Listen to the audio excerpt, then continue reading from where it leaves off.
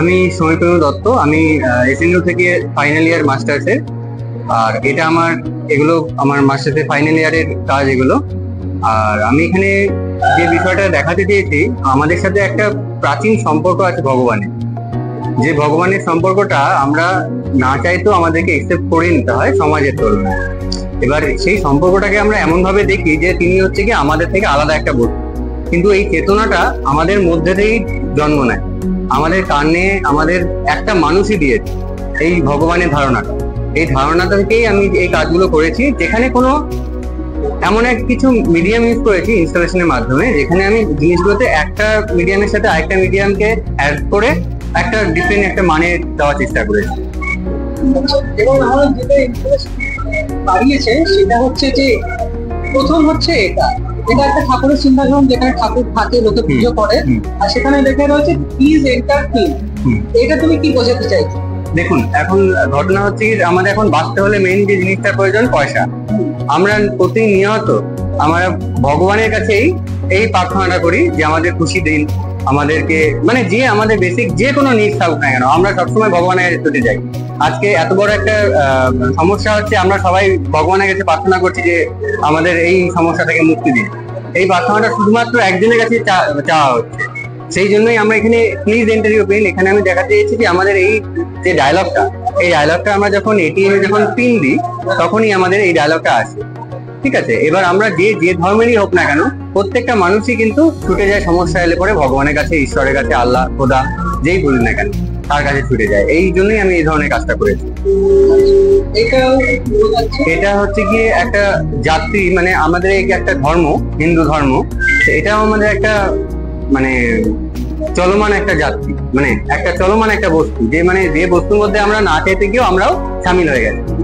সেই সামিল হয়ে আমাদেরকে এখন এখানে ডায়লগ লিখেছি কিছু, পকেট মার হয়েছে সাবধান, মালের দায়িত্ব আরোহী, এই যে ডায়লগ গুলো আমরা বাসের মধ্যে পেয়ে থাকি, সেই ডায়লগ গুলো এখানে আমি ডাইরেক্ট দিয়ে দিচ্ছি।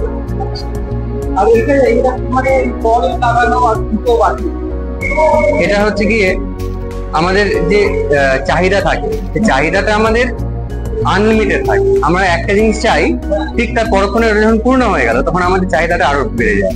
আমাদের চাহিদা কখনো শেষ হয় না। এই জন্য এখানে ফুটো বাড়িটা ইউজ করেছি, যে যতই পড়ুক না কেন আমাদের চাহিদাটা কিন্তু আনলিমিটেড থাকে। এখানে আমরা হ্যাপিনেস কাজটা টাইল দিয়েছি, হ্যাপি পিন।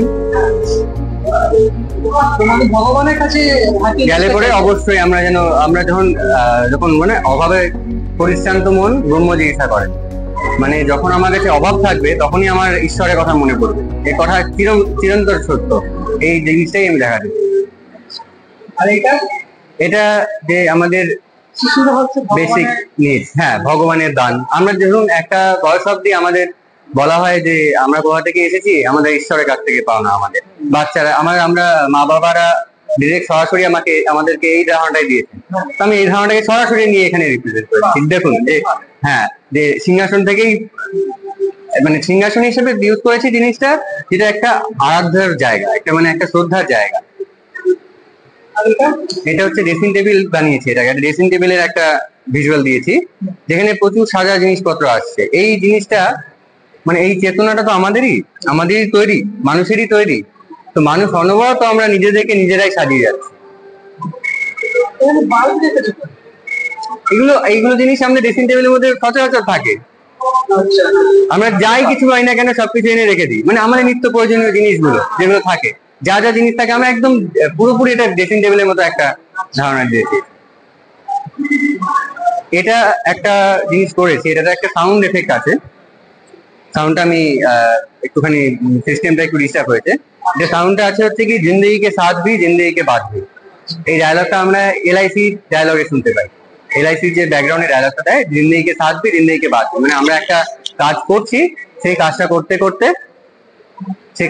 করতে আমরা ওই মানে ধরুন আমি আজকে ভালো কাজটা এখন করে যাচ্ছি, যাতে আমি ভবিষ্যতে গিয়ে আমাকে নরকে যাব না স্বর্গে যাব, এই ভগবান পাঠাবেন, কোথায় পাঠাবেন সেটার উপর ডিপেন্ড করবে। সেই কাজটার জন্য এই ডাইরেক্ট সরাসরি এইভাবে রিপ্রেজেন্ট করছি। ঠিক আছে, অনেক ধন্যবাদ। Thank you.